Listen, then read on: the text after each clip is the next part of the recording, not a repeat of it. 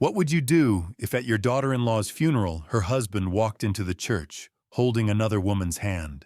I was sitting in the third row, staring at a mahogany casket that held my daughter-in-law, a loss no one could fully explain. Then the doors opened. My son stepped inside, calm and composed, accompanied by the woman he was having an affair with. The church froze. But what no one there knew was this: I had prepared for this moment. And when the video began to play, my son's face turned pale, and the truth emerged. Everything changed in that instant. Thank you for being here and staying with this story. Before we continue, I'd love to know, where are you watching from today? Drop your city or country in the comments so we can connect across the world. Also, please note, this story contains a few fictional elements added for storytelling and educational purposes. Any resemblance to real people or places is purely coincidental, but the message behind it is meant to be meaningful and worth hearing. My name is Charles Patterson, and I am 66 years old. I spent 40 years building one of the most respected regional banks on the East Coast. I've negotiated million-dollar deals across mahogany tables, shaken hands with senators, and watched my signature turn ordinary paper into binding contracts. But none of that prepared me for what was coming. These days, I live alone in a 4-bedroom colonial house in the wealthy part of town, the kind of neighborhood where hedges are trimmed every Thursday and nobody honks their horn after 9 p.m. The house sits on Elderwood Avenue, a street lined with old oak trees that have witnessed more history than most people care to remember. It's too big for one man, but I can't bring myself to sell it. My wife Eleanor loved this place. She died 10 years ago, a stroke that took her in the middle of the night. I woke up to find her gone, just like that. No warning, no goodbye. The house feels empty now. I walk from room to room, and my footsteps echo against hardwood floors. Eleanor's reading chair still sits by the bay window in the living room. I haven't moved it. Sometimes I pour myself a bourbon and sit across from that empty chair, pretending she's still here, still telling me about the novel she's reading or the garden she's planning for spring. But I'm not here to talk about Eleanor as much as I miss her. I'm here to talk about my son. Justin Patterson is my only child. He's 38 years old now, though sometimes I still see the little boy who used to climb into my lap and ask me to read him stories about pirates and treasure. That boy disappeared somewhere along the way. I don't know exactly when it happened. Maybe there was no single moment, just a gradual shift, like watching a photograph fade in the sun. Justin started lying when he was 7. Small lies at first, about brushing his teeth, about finishing his homework. Then bigger ones. By the time he was in high school, he was forging my signature on permission slips and stealing cash from Eleanor's purse. We tried everything. Counseling, discipline, patience, love. Nothing worked. He looked us in the eye and lied with the ease of someone reciting their own name. College was a disaster. He flunked out of 3 universities, not because he wasn't smart, he was brilliant actually, but because he couldn't be bothered to show up. He spent his tuition money on poker games and expensive dinners with friends who disappeared the moment his wallet was empty. I bailed him out more times than I can count. Eleanor begged me to stop, said I was enabling him. She was right, of course. She usually was. After Eleanor died, Justin barely came around. He'd call every few months always with some new scheme, some new business idea that just needed a little seed money. I learned to say no. It was the hardest word I ever had to learn, but I learned it. The last time I gave him money was 3 years ago, $20,000 for what he called a sure thing investment. I never saw that money again, and I never asked about it. So when my phone rang on that Tuesday afternoon in July, and I saw Justin's name on the screen, my first instinct was to let it go to voicemail. I was sitting in my study going through old financial statements that didn't need to be gone through, just keeping my mind busy. The air conditioner hummed softly, and outside someone's sprinkler system clicked on with a mechanical wheeze. I picked up on the 4th ring. Nada. Justin's voice came through surprisingly clear, surprisingly steady. I need to talk to you about something. Something important. Here we go, I thought. I leaned back in my leather chair, the same chair I'd sat in for 30 years, and prepared myself for whatever pitch was coming. I'm listening, I said. I got married, he said. 6 months ago. Her name is Madison. She's a lawyer, works at a firm downtown, and Dad, she's pregnant. We're having a baby, a little girl. We're going to name her Lily. I sat up straight. This wasn't what I expected. You got married, I repeated, not quite believing it. Why didn't you tell me? It happened fast, Justin said, and I could hear something in his voice, nervousness maybe, or guilt. But I'm calling now because I want to make things right. I want our daughter to know her grandfather. Madison's 7 months along, and I want to do better, Dad. I really do. Those words, I want to do better, I'd heard them before. So many times. But there was something different this time. Something I couldn't quite name. Maybe it was the mention of a baby of my granddaughter, who wasn't even born yet. Or maybe it was just that I was getting old and tired of being angry. What do you want, Justin? I asked, but my voice was softer now. I want to come home, he said. Madison and I were struggling financially. The pregnancy's been expensive, and Madison's law firm isn't paying her much yet. She needs rest, needs to be somewhere safe before the baby comes. I was wondering if we could stay with you for a while, just until we get on our feet. I know I don't deserve to ask, but I'm asking anyway. For Lily's sake. For Madison's sake. I should have said no. Every instinct I'd developed over the past 38 years told me to say no. But instead, I found myself thinking about that empty house, those silent rooms, that chair by the window where Eleanor used to sit. I thought about a pregnant woman who needed a safe place, about a granddaughter who would be born into this world in just 2 months. When I asked, next week, Justin said. If that's okay.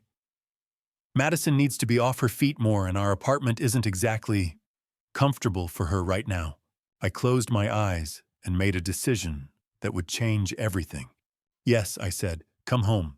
After I hung up, I sat there for a long time watching the light change through the window. I felt something I hadn't felt in years, a kind of cautious joy, a fragile hope that maybe, just maybe, this time would be different.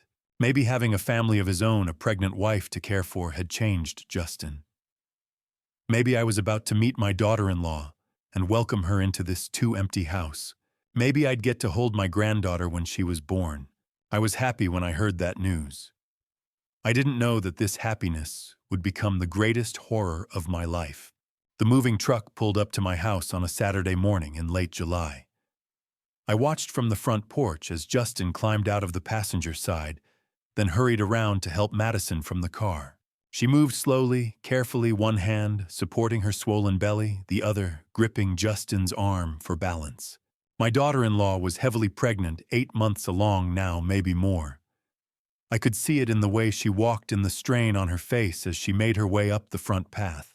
She wore a loose summer dress that billowed around her in the warm breeze, and despite the exhaustion evident in every movement, she smiled when she saw me waiting. Mr. Patterson, she said softly as she reached the porch steps. Her voice was gentle, almost musical. Thank you so much for opening your home to us. I know this is asking a lot. I'm Charles. I corrected, offering my hand to steady her on the steps. Please call me Charles. And you're not asking anything, your family now. Up close, I could see the dark circles under her eyes, the pallor of her skin. She looked tired in a way that went beyond normal pregnancy exhaustion. But when she smiled, her whole face lit up, and I felt something shift in my chest, a protective instinct I hadn't felt in decades. Madison Wells was 33 years old, a lawyer at a small firm downtown that specialized in family law. She had an intelligent face with thoughtful eyes, and there was a quiet strength about her that reminded me painfully of someone I'd lost long ago. My daughter Sarah, who died of scarlet fever when she was just 4. Madison had that same gentle determination, that same soft-spoken grace. Over the next few days, as Madison settled into the guest room on the second floor, I learned her story. She'd grown up in the foster care system, bouncing between homes until she aged out at 18. She'd put herself through college working as a waitress and a library assistant, then fought her way through law school on scholarships and student loans she was still paying off. "I don't have any family," she told me one afternoon. We were sitting in the kitchen. I was making chicken soup while she peeled carrots at the table, moving slowly, taking breaks to rest her hands on her belly. "No parents, no siblings. The state couldn't find any relatives when I was a kid. Or if they did, nobody wanted me. You have family now," I said firmly. "You have me. And soon you'll have your daughter." Her eyes filled with tears. "That's kind of you to say." "I mean it," I told her. And I did. Looking at her sitting there pregnant and alone except for my troubled son, I felt a fierce desire to protect her. To be the father she'd never had. Those first 2 weeks were good in ways I hadn't anticipated. The house felt alive again. I'd wake up early and make breakfast: scrambled eggs, whole wheat toast, fresh fruit. Madison would come down carefully holding the banister, and we'd eat together at the kitchen table while Justin slept late upstairs. She'd tell me about the cases she was working on: custody disputes, adoption proceedings. I'd tell her stories about my banking career, about Eleanor, about the garden Eleanor had loved. I taught Madison how to work the complicated thermostat that had been driving her crazy. I showed her where everything was kept: the good china, the emergency cash in the study, the spare keys. I helped her set up a proper budget, reviewed her student loan payments, gave her advice on negotiating with her law firm about maternity leave. We fell into a routine. I'd cook, she'd keep me company in the kitchen. I'd drive her to her prenatal appointments when Justin was out looking for work. We'd spend evenings in the living room, her in Eleanor's old chair by the window, me on the sofa, just talking about everything and nothing. "You're going to be a wonderful mother," I told her one evening. She'd been quiet, staring out at the garden where fireflies were beginning to appear in the dusk. "I hope so," she said softly. "I'm terrified I won't know how. I never had a mother to teach me." "You'll figure it out," I assured her. "And I'll be here to help. Your daughter is going to be very lucky. Lily," Madison said, touching her belly gently. "We're naming her Lily, after Justin's grandmother and Eleanor's mother," I said, feeling emotion catch in my throat. She would have been honored. But as the days passed, I began to notice things that worried me.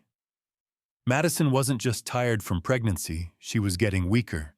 She'd have to stop halfway up the stairs to catch her breath. She barely ate, pushing food around her plate and apologizing, saying everything tasted strange. Sometimes she'd grip the edge of the counter, suddenly her face going pale, and I'd see her fighting not to get sick. "It's just morning sickness," she'd say. "Though it's lasting all day now. The doctor says it's normal for some women, but it didn't seem normal to me." I'd seen Eleanor pregnant with Justin, and while she'd been tired and occasionally nauseous, she'd never looked like this, like she was fading away day by day. Madison began sleeping more sometimes, 12 or 14 hours a night. She'd apologize for being lazy, but I could see in her eyes that she couldn't help it. Her skin took on a grayish tint. Her hands trembled when she tried to hold a cup of tea. "Maybe you should see a different doctor," I suggested one morning after she'd barely touched her breakfast. "I have an appointment next week," she said. "I'm sure it's fine. First pregnancies are hard, that's all." Justin, meanwhile, had become a ghost in his own house. He'd leave early every morning, claiming job interviews or networking meetings.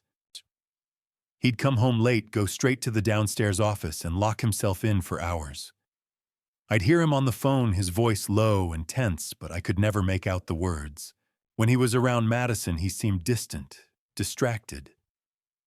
He'd ask her how she was feeling in the same tone someone might ask about the weather. When she'd tell him about feeling sick, he'd nod and say, That's normal for pregnancy, and changed the subject. One night, I couldn't sleep. I went downstairs for water and saw light under the office door. I heard Justin's voice, sharp and urgent. Maida, I told you I need more time. No, she doesn't suspect anything. It's working exactly like you said it would. Yes, I'll have the money by then, I promise. I stood there in the dark hallway, my heart pounding. Who was he talking to? What was working? What money? The next morning, I found Madison in the kitchen, leaning against the counter, tears streaming down her face. Madison, I crossed to her quickly. What's wrong? Is it the baby? I don't know, she whispered. Charles, I feel so weak. Something doesn't feel right. But Justin keeps saying it's normal, that I'm just being paranoid because it's my first baby. She looked up at me with frightened eyes. Am I being paranoid? I put my hand on her shoulder. No, I said quietly. You're not. That was when I knew something was very, very wrong. I just didn't know yet how wrong or how dark the truth really was.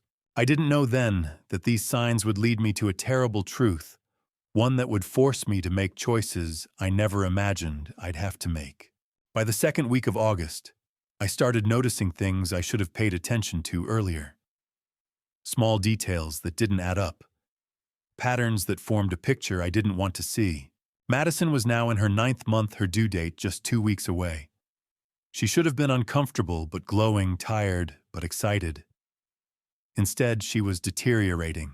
Each morning when she came downstairs, moving slower each day, gripping the railing with white knuckles, she looked grayer, more exhausted, more like a shadow of herself. I found her in the bathroom one Tuesday morning, sitting on the floor with her back against the bathtub, unable to get up. She was crying softly, one hand on her swollen belly. I'm sorry, she whispered when she saw me in the doorway. I got dizzy. Everything started spinning and I couldn't stand anymore. I helped her to her feet, steadied her as she swayed. We need to call your doctor. Justin says it's normal, she said quietly. He says it's just the stress of late pregnancy, that my body is exhausted from carrying the baby, that I need to rest more. What do you think? I asked, looking into her eyes. She hesitated, then said in a voice barely above a whisper, I think something is very wrong. That afternoon, I started watching more carefully. Not just watching Madison, watching Justin. I noticed how he'd appear in the kitchen every morning with a glass of water and Madison's prenatal vitamins. Don't forget these, he'd say, placing 2 pills in her hand, one large, one small. Doctor's orders. But one morning, I saw him in their bedroom before Madison woke up. The door was cracked open, and through the gap, I watched him open a small wooden box on the dresser. Inside were 2 types of pills. He took one from each bottle, dropped them in his palm, then closed the box quickly and slipped it into his pocket. Why would he keep her vitamins in a box in his pocket instead of leaving them in the bathroom cabinet where medications belonged? I began paying attention to the pills themselves. The prenatal vitamin was large and oval, a standard drugstore brand. But the other pill, the small white one, was perfectly round, unmarked, different from anything I'd seen Madison take before they moved in. On Wednesday, I found myself alone in their bedroom, while Justin was out and Madison was napping downstairs. I shouldn't have looked. I knew it was wrong. But something in my gut, the same instinct that had helped me spot fraudulent loan applications and dishonest business partners during my banking career, told me I needed to know. The wooden box was in Justin's nightstand drawer, hidden under a stack of papers. Inside were 2 prescription bottles. One was Madison's prenatal vitamins, labeled clearly with her name and her doctor's information. The other bottle was unmarked, just a plain amber container with no label at all, filled with small white pills. I took a photo of the pills with my phone, my hands shaking slightly. Then I put everything back exactly as I'd found it. That evening, I heard Justin in the downstairs office again. The door was locked, but his voice carried through the old wood. I stood in the hallway, barely breathing, and listened. "I told you it's working," he said, his voice low and urgent. "She's getting weaker every day. No, she doesn't suspect anything. She thinks it's just the pregnancy. The policy is worth $2.8 million. That's more than enough to cover everything I owe you, and then some. Yes, I'll have it within a month, I promise." My blood ran cold. Policy $2.8 million. The next morning I saw papers on Justin's desk when he left the room to take a phone call. I shouldn't have looked at those either, but I did. They were life insurance documents, a policy on Madison's life dated 6 months ago, shortly after they'd gotten married. Justin was listed as the primary beneficiary, $2,800,000. I stood there staring at those papers, my mind racing through possibilities, trying to find an innocent explanation. People took out life insurance policies all the time. It was responsible, especially with a baby coming. There could be a perfectly reasonable explanation. But there wasn't. I knew there wasn't. On Friday afternoon, a woman came to the house.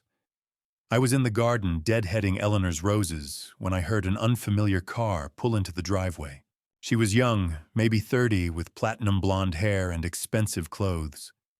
Designer sunglasses, stiletto heels that seemed impractical for a casual visit. Justin met her at the door before she could knock. I watched through the rose bushes as they stood on the porch, speaking in low voices. Then she reached out and took his hand. Not a friendly handshake, she held it. Her fingers intertwining with his, her other hand touching his arm in a way that was unmistakably intimate. They went inside into the office. The door closed. I waited 5 minutes, then walked into the house as quietly as I could. Through the office door, I could hear their voices. "How much longer?" the woman asked. "Soon," Justin replied. "The doctor said any day now. Once the baby is born, her body will be even weaker. It won't take long after that. And you're sure no one will suspect postpartum complications?" Justin said. "It happens all the time. Tragic, but natural." My hands clenched into fists. I walked away before I did something I'd regret. That evening, after the woman had left, after Justin introduced her to Madison as just an old friend from college, Alexis Sterling, I sat in my study with a glass of bourbon I didn't drink and forced myself to connect the pieces. The unmarked pills, Madison's deteriorating health, the life insurance policy, the mysterious woman, Justin's phone conversations about money and deadlines, his comment about postpartum complications.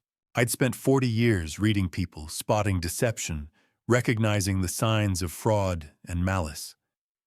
I'd trained myself to see patterns, to trust my instincts when something didn't add up.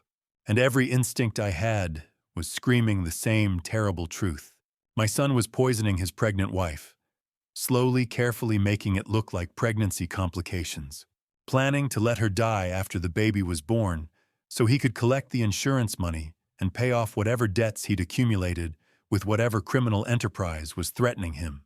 Madison was going to die, unless I stopped it.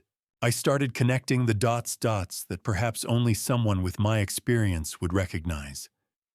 The timing, the methodology, the cold calculation of it all. This wasn't a crime of passion. This was premeditated murder, planned and executed by someone who'd been lying his entire life. And the most horrifying part, he was going to let his own daughter be born just so he could make his wife's death seem more believable, more natural. I sat there in the dark, the bourbon untouched, and made a decision.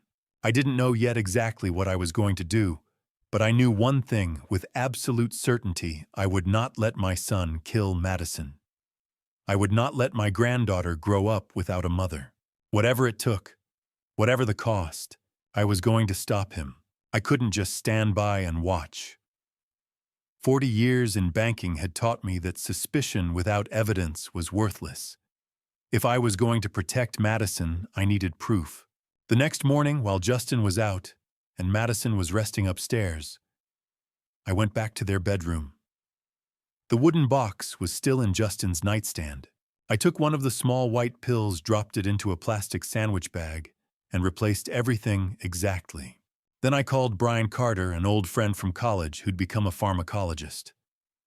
We'd kept in touch over the years, Christmas cards, occasional lunches. He owed me a favor from when I'd helped his son get a banking internship. "Brian," I said when he picked up, "I need your help with something confidential." "Charles?" His voice was curious. "Of course. What do you need?" "I have a pill I need identified. No questions asked." There was a pause. "That's unusual. But yes, I can run it through the lab." "How soon?" "As soon as possible. It's urgent." We met that afternoon at a coffee shop. I handed him the bag discreetly. He examined the pill briefly, then slipped it into his jacket pocket. "Give me 2 days," he said. Those 2 days were agony. I watched Madison grow weaker, watched Justin play the concerned husband while poisoning her. I watched him give her those pills every morning, watched her swallow them trustingly. I wanted to knock the pills from his hand. But I needed proof first. Brian called Thursday evening. I was in my study door locked when my phone rang. "I'm Charles," he said gravely. "Where did you get this pill?" "What is it?" "Digoxin, a cardiac glycoside. In proper doses, it treats heart conditions. But this concentration..." He paused. "This isn't a prescription dose. This is dangerous. Regular use would cause weakness, nausea, dizziness, confusion. Eventually, heart failure." The room tilted. "How long?" "Depends on dose and frequency. Daily for weeks, it could be fatal. And it would look like natural causes, especially in pregnancy. Symptoms would seem like pregnancy complications." "Thank you, Brian. Charles, whoever has these pills needs to stop immediately. Call the police." "I will." I lied. I hung up shaking. My son was poisoning his wife. My son was a murderer. The next day, I bought a small voice recorder with same-day delivery. I learned to use my phone's voice memo app as backup. Then I started recording. I caught Justin on the phone in the office talking about money. "I told you I'll have it soon." "Yes, 1.8 million. I haven't forgotten what happens if I don't pay." I recorded him with Alexis that Saturday when Madison was sleeping. "Thus after she's gone, we take the insurance money and disappear," Justin said. "Costa Rica like we planned. Beautiful beaches, no extradition. We'll be set for life." "What about the baby?" Alexis asked. "Adoption, maybe. I can't raise a kid alone." I left before I kicked down that door. That afternoon, while Justin showered, I checked his laptop. He hadn't logged out. His search history made me sick. How to make death look natural. Undetectable poisons. Life insurance payout timeline. Heart attack symptoms. Countries with no extradition to U.S. I took screenshots of everything. His emails to Alexis went back 6 months discussing the plan. She messages to someone named Eric Dawson about gambling debts, $1.8 million owed to an illegal casino with threats about non-payment. The life insurance policy was saved on his desktop. Madison Wells Patterson. Beneficiary Justin Patterson. Amount $2,800,000. Effective date February 2023, 2 months after their marriage. The timeline crystallized. Justin had married Madison, gotten her pregnant, taken out massive life insurance, then started poisoning her slowly. He'd calculated everything, waiting until late pregnancy, when symptoms would seem normal, planning to kill her after birth, when death would be attributed to postpartum complications. He'd researched hospitals with high maternal mortality rates, doctors likely to sign death certificates without demanding autopsies. My son had planned murder with the cold precision I'd once used for business acquisitions. I compiled everything. Brian's pill analysis, the recordings, screenshots, insurance documents. I put it all in a laptop folder, backed it up to a thumb drive, and locked the drive in my safe. Then I sat with bourbon I couldn't drink and tried to figure out what to do. I could go to the police, show them everything. They'd arrest Justin Madison would be safe. But Justin was my son, Eleanor's boy. Police meant prison for attempted murder. Our family name in newspapers. The shame. Destroying what remained of the family Eleanor and I had built. And Madison would know her husband tried to kill her. The father of her child was a monster. She'd have to testify, relive every betrayal. She was about to give birth, the stress could harm her and the baby. But if I didn't go to the police, Madison would die.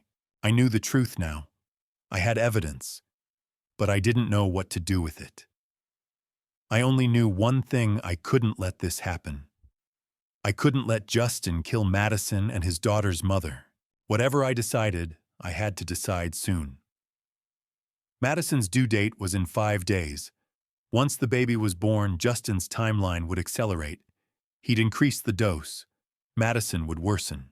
Before anyone could figure it out, she'd be gone. 5 days to save my daughter-in-law's life. The clock was ticking. I waited until Justin left the house the next morning. He kissed Madison's forehead, murmured something about job interviews, and walked out like a devoted husband. The performance made my stomach turn. The moment his car disappeared down Elderwood Avenue, I went upstairs to the guest room. Madison sat by the window, one hand resting on her swollen belly. She looked exhausted, pale, fragile in a way that frightened me. When she saw me, she tried to smile. "Charles," she said softly, "good morning." "Madison," I replied, keeping my voice calm. "I need you to come downstairs with me. There's something important we need to talk about."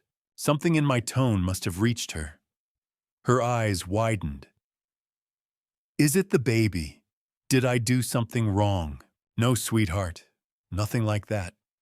But it matters." "Can you come down?" She nodded and let me help her stand. We moved slowly down the stairs, her hand gripping the railing. I settled her into Eleanor's old chair by the bay window, added the ottoman so she could raise her feet, then sat across from her, hands clasped. "Madison," I began, then stopped. "How do you tell someone their husband is trying to kill them?" "Charles," she whispered, "you're scaring me. I know, and I'm sorry. But you need to listen carefully. I know you're being poisoned. I know Justin is trying to kill you." All color drained from her face. She stared at me in silence, then began to shake. Tears spilled down her cheeks. "You know," she gasped. "You actually know." I knelt beside her and took her freezing hands. "You suspected," I said gently. She nodded, breaking. "I thought I was imagining things. Pregnancy hormones. But I feel like I'm dying. Every day I'm weaker. Justin keeps telling me it's normal, that I'm just stressed." She looked at me, terrified. "It's not normal, is it?" "No, it isn't." She wiped her face. 2 months ago, I got worse. The doctor said the tests were fine. Then I noticed Justin always gave me my vitamins, every morning. If I said I'd take them later, he got upset, insistent. "Did you question him?" "Once.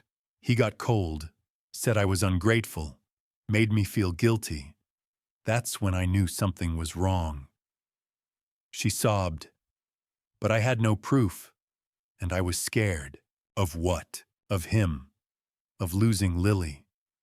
He controls all the money. If I accused him, he'd take her. The courts would believe him. Her voice shook. "I'm scared I'm running out of time. The baby's due soon. What if I die giving birth? What if Lily grows up thinking I abandoned her?" "Stop," I said firmly. "You are not going to die. Lily will not lose her mother. But how? Because you're my daughter now. Lily is my granddaughter. I will protect you both with everything I have." She stared at me, stunned. Then hope flickered. "I have proof," I said. "The drug is digoxin. I had the pills tested. I have recordings of him planning this with his mistress. I have evidence of debts and insurance policies." Her hand flew to her mouth. "Alexis." "Yes." She closed her eyes. "I knew it. He's been planning this for at least 6 months." She sobbed, collapsing forward. I held her until she could breathe again. "Why?" she whispered. Why would he do this? Money. He owes 1.8 million. Your policy is worth 2.8. He planned to run. Silence stretched between us. What do we do? She asked. I have a plan. It's complicated. You have to trust me completely. I do, she said instantly. I explained the outline. How we'd stop the poisoning. How we'd protect her legally. How Justin would lose any chance at custody. I spared her the darker details. When I finished, she was quiet. Grandpa, she asked softly, can I call you that? I'd be honored. If you do this, she said steadily, I trust you with my life. And my daughters. I hugged her carefully. Outside, a car engine sounded. Justin was coming home early. Act normal, I whispered. Take the pills, but don't swallow them. She nodded. We're going to save you, I said. Both of you. That evening, after Justin had gone to bed and Madison was safely in her room, I made a phone call that would change everything. Thomas Webb answered on the second ring. Charles, it's almost 11. What's wrong? Tom, I need your help. Legal help. Come to my house tomorrow. This can't wait. Tom and I had known each other for 30 years since our college days at Yale. He'd handled Eleanor's estate when she died. He knew when I was serious. I'll be there at 9, he said simply. The next morning, Tom arrived carrying his leather briefcase, silver hair perfectly combed. I led him to my study and locked the door. Charles, what's going on? I handed him the thumb drive. Everything's on here, but let me explain first. For the next hour, I told him everything. The digoxin, the gambling debts, the life insurance, the recordings, the plan to kill Madison.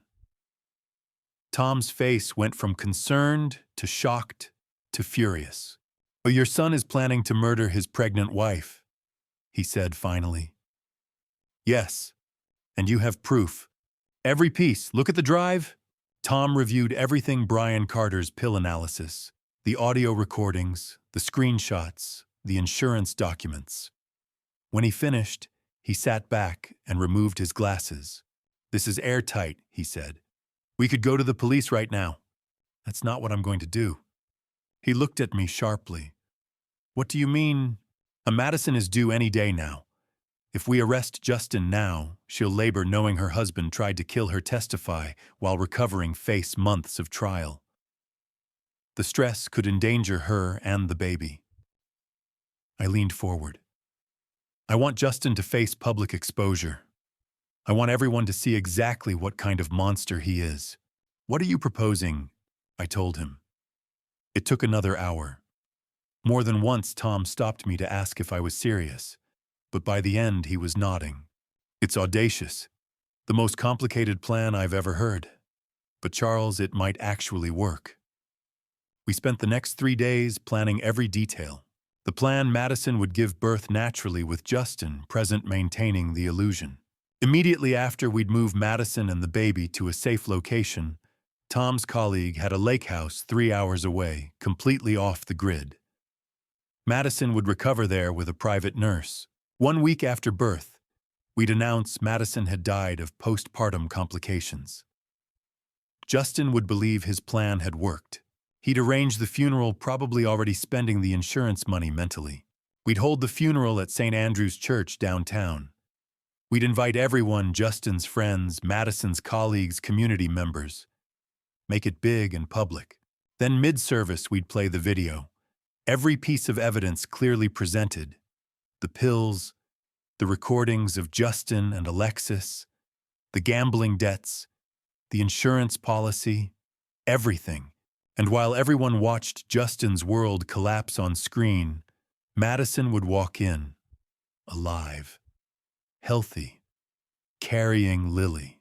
"The shock will prevent Justin from running," Tom explained, spreading a diagram of St. Andrews on my desk. "He'll be paralyzed. That's when police move in." Detective Sarah Martinez. I'd made contact through Tom's connections, a detective specializing in domestic violence. She'd reviewed our evidence and agreed to coordinate. Understanding public exposure would strengthen the case. Martinez and her team will be positioned at all exits. Tom pointed to the diagram. The moment the video finishes and Madison appears, they arrest Justin for attempted murder conspiracy to commit fraud and a dozen other charges. With video evidence and 200 witnesses, he can't claim innocence. What about Alexis Sterling? Martinez arrests her as an accomplice. The recordings make her complicity clear. We reviewed every detail, timing exactly when the video would play, how long when Madison would enter, location, which door she'd use, where I'd sit, witnesses ensuring Madison's law firm colleagues attended. What if Justin doesn't come? Tom smiled grimly. He'll come. Men like Justin can't resist the performance. He'll play the grieving widower, probably cry fake tears. And Lily, Madison leaves her with the nurse at the safe house during the funeral, only separated a few hours. We can't risk bringing an infant. On the third day, reviewing the timeline one more time, Tom sat back. Charles, you know this destroys your relationship with Justin permanently. Even if he doesn't go to prison, though he'll never forgive you. You're losing your son. I lost my son long ago, I said. The boy I raised died somewhere along the way. I'm not saving Justin. I'm saving Madison and Lily. Tom nodded slowly. In 30 years of law, I've never seen anything like this. It's brilliant and terrifying and probably insane. He paused. Charles, if this works, Justin will realize he chose the wrong person to cross. What do you mean? He forgot the most important thing about his father. Tom closed his laptop. That you didn't build a banking empire by being nice.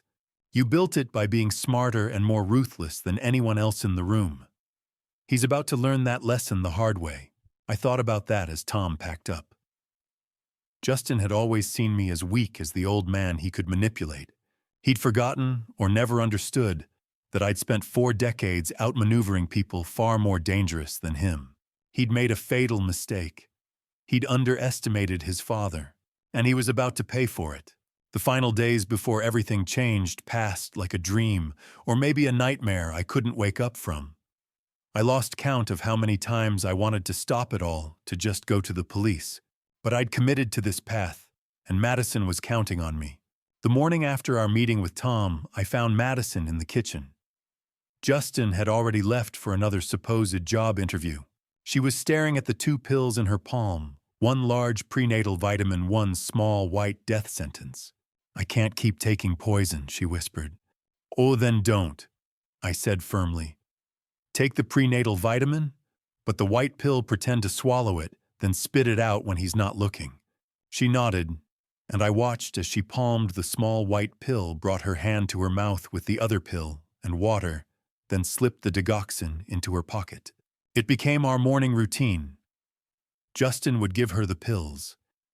She'd fake taking them. Later, she'd flush the digoxin down the toilet. And slowly, day by day, she started to come back to life. The change was remarkable. Within 3 days, color returned to her face. Within a week, she could climb stairs without stopping. She started eating full meals, actually tasting the food. Her hands stopped shaking. Her eyes grew brighter. I feel like myself again, she told me one afternoon. Charles, if you hadn't figured it out. But I did, I said, and now we're going to finish this. Justin noticed nothing. He was too busy preparing for what he thought was Madison's imminent death. I caught him on the phone one evening. Yeah, any day now. After the baby comes, it'll be quick. I'll have your money within a month, I swear. I found papers on his desk, custody documents, requesting sole custody of Lily, dated 2 weeks in the future. He was that confident in his timeline. On August 28th, Madison went into labor. It was 3 a.m. when she knocked on my bedroom door, breathing hard. Charles, it's time. I got Justin up, and we rushed her to Mercy Hospital downtown. The labor lasted 14 hours. Tom met me in the waiting room, and together we coordinated the next steps. At 5:47 p.m., Lily Eleanor Patterson was born, 6 pounds 4 ounces. Perfect. When the nurse let me into the room, I saw Madison holding her daughter for the first time, tears streaming down her face. Justin stood in the corner looking at his daughter with an expression I couldn't read. Not love. Maybe calculation. Maybe already thinking about explaining away a motherless child to his new life in Costa Rica. "She's beautiful," I said, touching Lily's tiny hand. "She is," Madison whispered, then looked at me with frightened eyes. "Are we really doing this?" I nodded. "Tom's waiting outside. When you're ready." That night, while Justin went home to rest, Tom and I moved Madison and baby Lily to the lake house. A private nurse named Patricia Morrison was already there, ready to care for them both. Madison cried as we drove away, holding Lily close. "This is the hardest thing I've ever done," she said. I know. But in 4 days, it'll all be over. And you and Lily will be safe." We left her at the lake house, beautiful, isolated, surrounded by pine trees and water. Patricia would stay with them, ensure both mother and baby were healthy. Madison would wait. I returned to the city alone, my heart heavy, but my resolve firm. The next morning, I called Justin to the hospital. The doctor, Dr. Sarah Mitchell, who Tom had briefed, delivered the terrible news. "I'm so sorry, Mr. Patterson. Your wife developed a pulmonary embolism overnight. We did everything we could, but she didn't make it." Justin's reaction was perfect. His face crumpled. He made a sound like a wounded animal. He even produced tears. If I hadn't known the truth, I would have believed he was devastated. "What about the baby?" he asked, voice breaking. "What about Lily? She's fine, healthy. You can see her whenever you're ready." I need a moment," Justin said, walking away down the corridor, pulling out his phone. I followed at a distance. It worked. "Yeah, she's gone. I'll have the money in 2 weeks. No, the funeral first, have to make it look good." I returned to where Dr. Mitchell waited. "He bought it completely," she said quietly. "Mr. Patterson, I've worked here 15 years. I've seen women die from postpartum complications, but I've never seen anything like this. Thank you for helping us. That man is a monster. I'm glad we're stopping him." Over the next 3 days, I planned the funeral, called St. Andrew's Church, and reserved it for September 2nd. Called Madison's colleagues at the law firm. Called old friends and neighbors. Invited everyone I could think of. Justin helped playing the grieving widower perfectly. He chose white roses. He picked out a mahogany casket. He wrote a eulogy that made me sick with its false sentiment.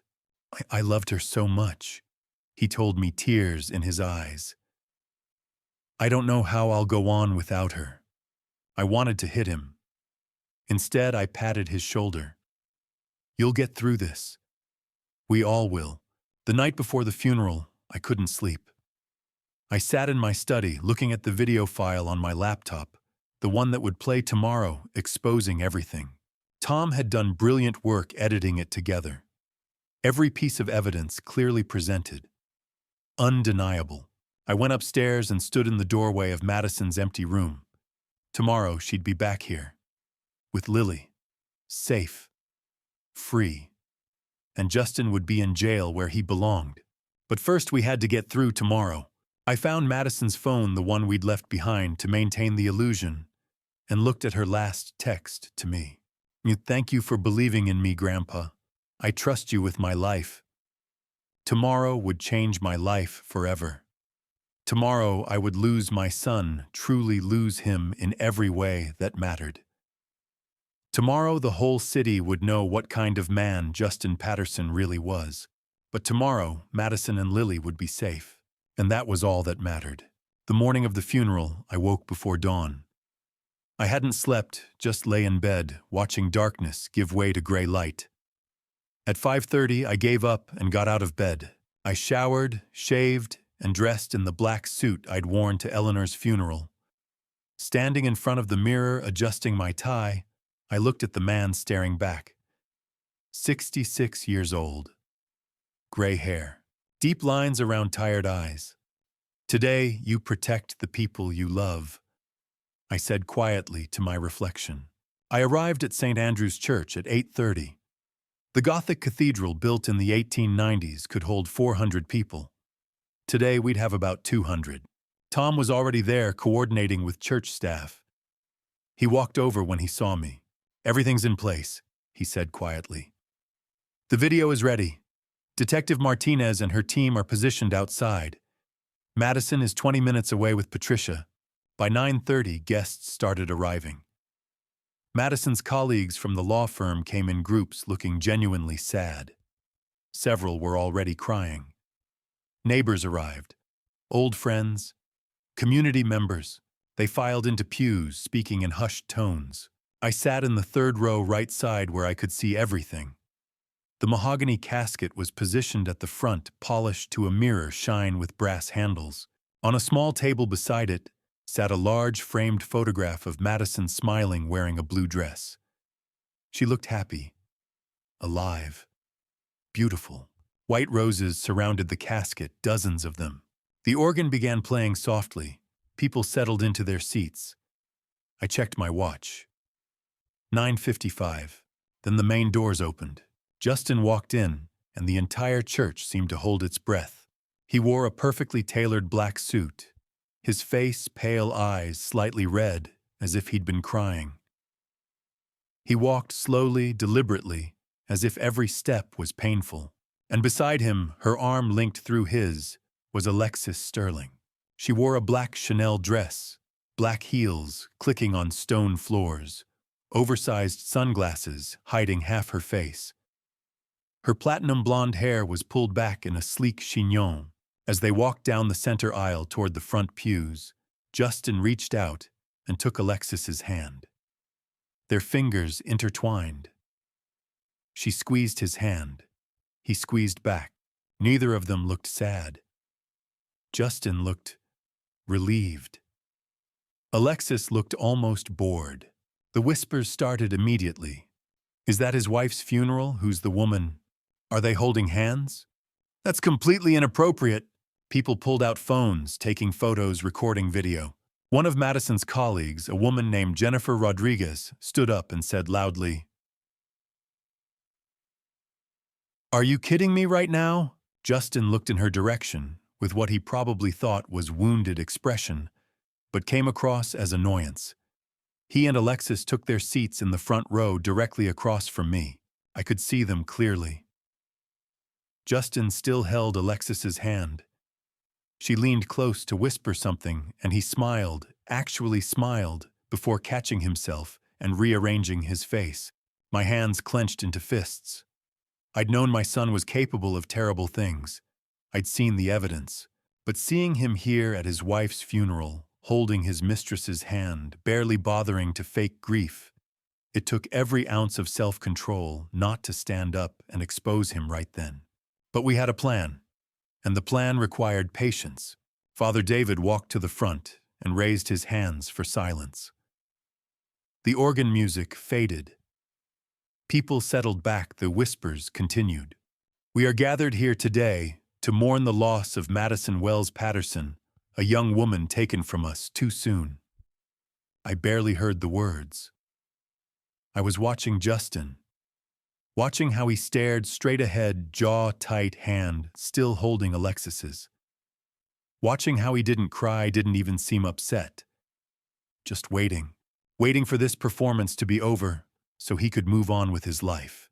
I looked at my son sitting in the front row of his wife's funeral, holding his mistress's hand, and I knew, absolutely knew, that I'd made the right choice. This man was not my son anymore. My son had died long ago if he'd ever existed at all. This was a stranger, a monster, and I felt no regret for what I was about to do to him. Not anymore. Looking at him now, seeing him not just unremorseful, but practically triumphant, I knew I was doing the right thing. Madison deserved justice. Lily deserved to grow up safe. And this man deserved to face the consequences of what he'd done. The service continued, but I wasn't listening. I was counting down the minutes until everything changed. Before I tell you what happened at the church during the expose, let me ask you this. If you were me, would you expose your own son to save your daughter-in-law and granddaughter? Comment justice if you support my choice or oppose if you disagree. Let me know you're still here. Note this story contains fictionalized elements for educational purposes. Feel free to stop here if it's not for you. Father David's voice had been droning on for nearly 20 minutes, speaking about God's mysterious plans about peace in heaven, about how Madison was in a better place now. And so we commend Madison's soul to the Lord. Father David said, his hands raised. May she find eternal rest, and may her daughter Lily grow up knowing her mother's love. Let us pray. Excuse me, Father. The voice cut through the church. Thomas Webb stood up from his seat in the fourth row, his silver hair catching the stained glass light. Father David paused, looking confused. I'm sorry, but the service isn't... Can I apologize for the interruption, Father? Tom said, his voice carrying with authority. But before we conclude, there's something that must be shown. Something Charles Patterson has asked me to present. Murmurs rippled through the crowd. Justin's head snapped up, his eyes narrowing. Alexis leaned over to whisper something, but Justin shook his head sharply. Tom walked to the front, pulling a small remote from his pocket. What you're about to see is a video statement from Charles Patterson, Madison's father-in-law. I ask that you watch it in its entirety. This is highly irregular, Father David began. I understand, Father, but this is necessary. He pressed a button. A massive screen descended from the ceiling. The lights dimmed. The screen flickered to life, and there I was. I'd recorded the video 3 days ago in my study. I sat in my leather chair wearing this same black suit. My face was serious, my voice clear. My name is Charles Patterson, my recorded voice said. I am the father of Justin Patterson and the grandfather of Lily Patterson. I am here today to tell you the truth about what happened to my daughter-in-law, Madison Wells Patterson. Whispers grew louder. Justin stood up suddenly, but Tom moved quickly, positioning himself near the aisle. Justin sat back down, his face white. On screen, I continued. Madison did not die of natural causes. Madison did not die of postpartum complications. My son, Justin Patterson, attempted to murder her. The church erupted. People gasped. Someone screamed. Several women started crying. Jennifer Rodriguez stood and shouted, I knew it. I knew something was wrong.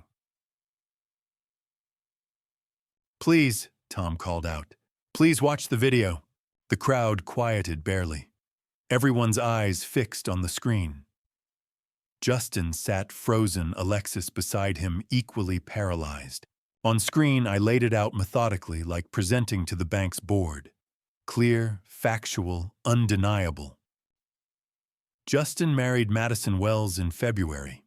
Shortly after, he began poisoning her with digoxin, a cardiac medication that in improper doses causes heart failure and death. The screen changed, showing a photograph of the small white pill. Beside it, digoxin, cardiac glycoside, lethal in high doses. More gasps. Someone said, "Oh my God." My son did this because he owed $1,800,000 to an illegal gambling operation. He needed money desperately. He decided the easiest way to get it was to kill his pregnant wife and collect the insurance payout. The screen showed a document, a life insurance policy. The camera zoomed in. Insured. Madison Wells, Patterson beneficiary, Justin Patterson. Death benefit, $2,800,000. Effective date, April 15th, 2023. 2 months after their marriage, the church exploded. People stood pointing, shouting. Madison's colleagues were on their feet, faces contorted with rage. $2.8 million, my voice said. That was what my son decided his wife's life was worth. The screen split, showing the insurance policy and bank documents. Debts, threats, outstanding debt, $1,847,392.28. Creditor Tony Bianchi, private loans, status, overdue, final notice. Justin owed this money to dangerous people, I explained. People threatening him. So he made a plan. A calculated, cold-blooded plan to murder the woman who loved him, the mother of his child, to collect insurance money and pay his debts. Justin tried to stand again, his face red with fury or panic. Several people grabbed his arms, forcing him down. He was saying something mouth-moving, but I couldn't hear over the crowd noise. Alexis was crying, hands covering her face, styled hair coming loose. On screen, my face filled the frame, grave and angry. My son planned this murder with help from his mistress, a woman named Alexis Sterling. Every head turned to Alexis. She shrank in her seat, trying to hide, but there was nowhere to go. To Ms. Sterling knew about the plan. She encouraged it. She was promised a portion of the insurance money for her cooperation. Tom stood at the front, arms crossed, watching the chaos unfold. This was exactly what we'd planned. Shock, outrage, public exposure, making it impossible for Justin to manipulate the narrative. I have compiled evidence, my voice said. Evidence proving every word I'm saying. Evidence that will be presented in full. But first I want you to understand one thing. The screen went dark briefly. Then my face appeared closer, eyes intense. I'm not showing you this to shame my son publicly, though he deserves that shame. I'm showing you this because I want no doubt. No room for his lies. No possibility he will manipulate his way out of what he's done. I paused. The entire church held its breath. And I'm showing you this because of what comes next. Because you all need to see the truth before you see the miracle. The screen froze on my face. Then large white letters across the bottom. But Madison didn't die. Madison is alive. And Madison is here today. The video didn't stop. The screen remained bright, my face still visible, and I could see people in the church leaning forward, waiting, wondering how it was possible that Madison was alive. But I wasn't done yet. On screen, my expression grew harder. I know what I'm saying sounds impossible. But before I show you proof that Madison is alive, you need to hear exactly what my son planned. You need to hear it in his own words. I leaned forward in the video, my hands clasped. On August 10th, I placed a recording device in the office of my home. That evening, Justin and Alexis Sterling had a conversation. This is what they said. The screen faded to black. Then the audio began. The church fell completely silent. Justin's voice came through the speakers, crystal clear. Once Madison's gone, we take the insurance money and disappear. Costa Rica like we planned. Beautiful beaches, no extradition treaty. We'll be set for life. Then Alexis's voice, smooth and calculated. And you're sure no one will suspect? Postpartum complications. Justin replied casually, like discussing dinner plans. It happens all the time. Her body's already weak from the medication. After the baby comes, I'll increase the dose. She'll get worse, develop what looks like heart failure, and then it'll be over. Natural causes. The doctor will sign the certificate without question. What about the baby? Alexis asked. Adoption, probably. I can't raise a kid on my own. Maybe Charles will take her. Either way, she's not my problem. The coldness in his voice, talking about his own daughter, like she was an inconvenience, talking about his wife's fate like it was a business transaction. It made the entire church gasp. I watched as people turned to look at Justin. His face had gone from white to gray. Alexis was shaking her head, mouthing, "No, no, no." The audio continued. Alexis.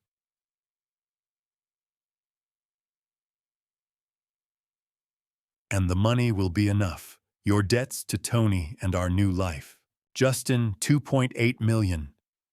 Tony gets his 1.8 that leaves us a clean million. We can live like royalty in Costa Rica on that. New identities, new life, no one from here will ever find us. Alexis laughed. God, I can't believe this is really happening. I can't believe you're really going to pull this off. Justin. I've planned everything perfectly. The substance is untraceable in normal postpartum blood work. I've researched which hospitals have the highest complications rates. I've found a doctor who's overworked and won't ask questions. It's foolproof. The recording ended. The screen went black, then my face appeared. That was recorded on August 10th, I said calmly. 8 days before Madison gave birth to Lily. The church erupted. Madison's colleagues were sobbing. Jennifer Rodriguez was screaming, "You monster!" Others were on their feet, shouting, pointing at Justin and Alexis. Justin stood up suddenly, his face twisted with panic. That was taken out of context, but no one was listening. On screen, I continued. But that wasn't the only conversation I recorded. On August 18th, 8 days ago, I recorded a phone conversation between my son and one of Tony Bianchi's associates. Listen, the screen faded to black. Another recording began. This time, Justin was talking to someone else, a man's voice, rough and threatening. Man's voice. Tony's getting impatient, Justin. You said you'd have the money by end of summer. Justin. I know. Just a few more weeks. My wife is due any day now. Once the baby's born and she's not here anymore, I'll have the insurance payout. 2 weeks max to process the claim. Then Tony gets every penny he's owed. Man's voice. He better. You know what happens if you don't pay. We know where you live, Justin. We know where your father lives. Justin, I'll pay, I swear. Just give me until mid-September. I'll have it all. The recording ended. My face appeared on screen once more. That conversation proves Justin was planning Madison's fate with a specific timeline. He told his creditors exactly when they could expect payment. The church was pandemonium now. People crying, shouting. Several men from Madison's law firm were trying to push toward Justin. Tom had to step in front of them, arms raised. Please, Tom shouted, let the video finish. But Justin wasn't waiting. He grabbed Alexis's hand and bolted toward the side door. They made it 3 steps before Detective Sarah Martinez appeared in the doorway, blocking their path. She was in her late 40s, dark hair pulled back in a tight bun, wearing a black suit with a badge on her hip. Behind her stood 4 uniformed officers. Justin Patterson. Detective Martinez said, her voice cutting through the noise. Alexis Sterling, don't move. Justin froze. Alexis tried to pull away, but 2 officers moved to flank them. This is insane, Justin said, voice shaking. This is all fake. That recording is fake. My father doctored it. Justin Patterson. Detective Martinez continued ignoring his protests. You are under arrest for conspiracy to commit harm, attempted harm in the first-degree insurance fraud, and conspiracy to commit fraud. She nodded to the officers who moved forward with handcuffs. Alexis Sterling, you are under arrest as an accomplice. No, Alexis screamed. I didn't know he told me she was already sick. This isn't my fault. You have the right to remain silent, one officer said as he cuffed Justin's hands behind his back. Anything you say can and will be used against you in a court of law. I want a lawyer, Justin shouted, voice cracking. I'm not saying anything. I want a lawyer right now. The officers began leading them toward the door. Justin was struggling, but the officer's grip was firm. Alexis was crying hysterically, her makeup running down her face in black streaks. As they passed my pew, Justin's eyes met mine for just a second. In that moment, I saw everything: rage, betrayal, disbelief, and underneath it all, fear. Then they were gone, led out of the church, and into the waiting police cars outside. The video was still playing. My face appeared on the screen one more time. "Everything you just heard has been recorded," I said, my voice steady. "Everything has been documented, verified, and preserved. These recordings are authentic, verified by independent forensic audio experts. The evidence is overwhelming and undeniable." I paused, looking directly into the camera. My son tried to harm his wife for money, and now everyone knows the truth. The screen went dark. The screen had gone dark, and for a moment the church was quiet, except for crying and shocked whispers. People thought it was over. They were wrong. The screen flickered back to life. My face appeared again, but this time my expression was different, harder, colder, more clinical. "Justin and Alexis have been arrested," I said from the screen. "But before we move forward, I want you to see the evidence in detail. I want you to understand exactly what my son did to Madison." The screen changed, showing a close-up photograph of the small white pill I'd taken from Justin's nightstand. The image was so large and clear that every detail was visible. "This is digoxin," I said, my voice steady. "In medical settings, it's used to treat heart conditions, but in the wrong hands at the wrong dose, it becomes a weapon." The screen split, showing the pill on one side and a laboratory report on the other. The report was from Brian Carter's lab, dated August 23rd. This pill was analyzed by a certified pharmacologist. The concentration of digoxin in this single tablet is 500 micrograms, 5 times the normal therapeutic dose. If someone without a heart condition were to take this daily, the cumulative effect would be devastating.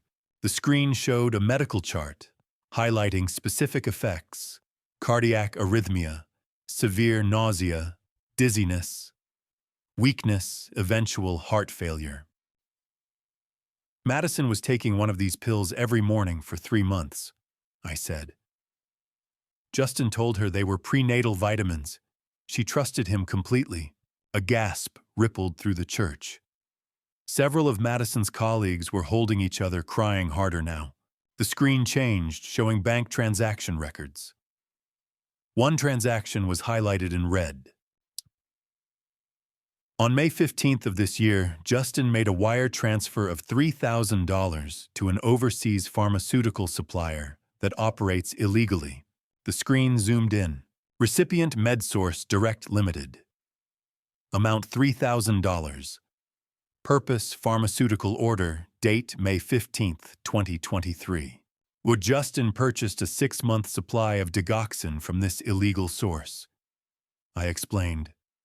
Enough to slowly poison Madison without raising immediate suspicion. The church was silent now, everyone staring at the screen in horror. The screen changed again, showing handwritten notes. Justin's handwriting, I'd seen it on birthday cards for 38 years. The notes were in a small notebook photographed page by page. The timeline: pregnancy complications to birth to postpartum issues to 2 to 3 weeks. Increased dose after delivery. Doctor won't suspect, common complications. Another page showed internet search terms, handwritten. Undetectable cardiac medications.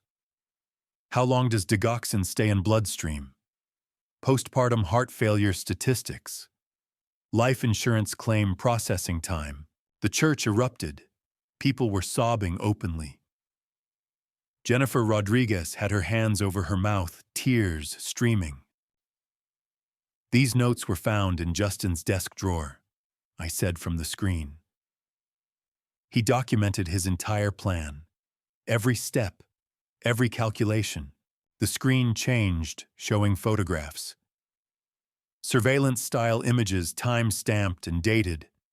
Justin and Alexis entering a hotel together. July 12th, July 19th, August 2nd, August 9th. In each photo, they were holding hands, laughing. In one image, Alexis was showing Justin something on her phone: real estate listings in Costa Rica. Justin wasn't just planning to harm his wife. I said, my voice hard. He was planning his future without her. A future with Alexis Sterling. a future funded by Madison's life insurance. The screen showed more photos, receipts from expensive dinners, airline searches for Costa Rica rental property inquiries. All dated during Madison's pregnancy. While Madison was carrying his child, I continued. While she was getting sicker every day from the poison he was giving her, Justin was planning beach vacations with his mistress. More sobs echoed through the church. The screen went dark. Then my face appeared one final time. But now there was something different in my expression. Not just anger, but something protective. I've shown you all this evidence not to humiliate my son, though he deserves that humiliation. I've shown you this because I need you to understand the depth of what he planned. The calculation, the cruelty, the complete lack of conscience. I paused, leaning forward, my eyes intense. I gathered this evidence, every recording, every document, every photograph, because I had to save Madison and Lily. I had to stop my son from completing his plan, and I had to make sure that when the truth came out, there would be no doubt whatsoever. Another pause. The church was completely silent, everyone waiting. Hi. But there's one more thing you need to know, I said, and for the first time in the entire video, I smiled slightly. One more piece of this story that will change everything you think you know. I looked directly into the camera. I didn't gather this evidence to punish my son. I gathered it to protect Madison and Lily. I made sure my son's plan would fail. I made sure Madison would survive. My smile grew wider, more confident. And now I'm going to show you exactly how I saved them. The screen went dark once more, but this time, something was different. The lights in the church began to brighten slightly. People looked around, confused. Tom was standing at the front, looking toward the back entrance of the church. And then I heard a sound that made my heart leap. The back doors of St. Andrew's Church slowly began to open. I'd been waiting for this moment for days. I glanced at Tom near the altar. He gave me a small nod. Right on schedule. Patricia had texted Madison was in position at the back entrance with Lily. Everything was going according to plan. Then the back doors of St. Andrew's Church opened fully. Afternoon sunlight streamed through the doorway, creating a bright silhouette. People leaned forward, squinting, trying to see who was there. Some whispered, confused. Others sat frozen. But I understood.